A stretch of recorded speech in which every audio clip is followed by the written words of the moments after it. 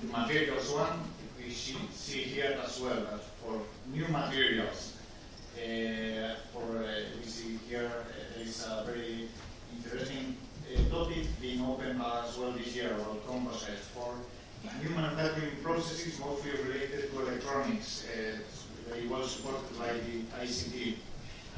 You see also renovation and repair that was covered is covered as well by NMT this year.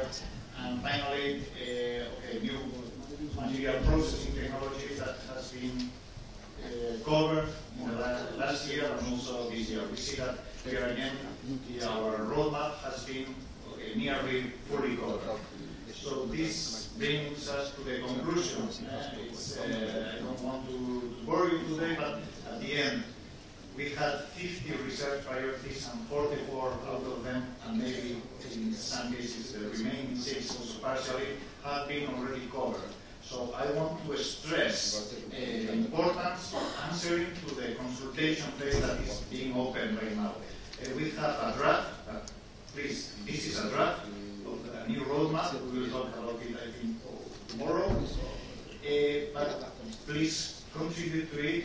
I think there is a lot in these documents. We see that what we have learned from the past, that the Commission, if the private side is proposing research priorities, the Commission is really supporting it. So we have now to define well our research priorities, and it is not for the research sake, it's not for the project. At the end, we have to see a bit beyond. And as I mentioned at the beginning of this talk, we see that regions that are behaving better in these tough times in Europe are those that have a strong industrial base, those that have a strong innovation ecosystem, and this is mostly related to contributing also to this roadmap and bringing it into practice as we are doing it for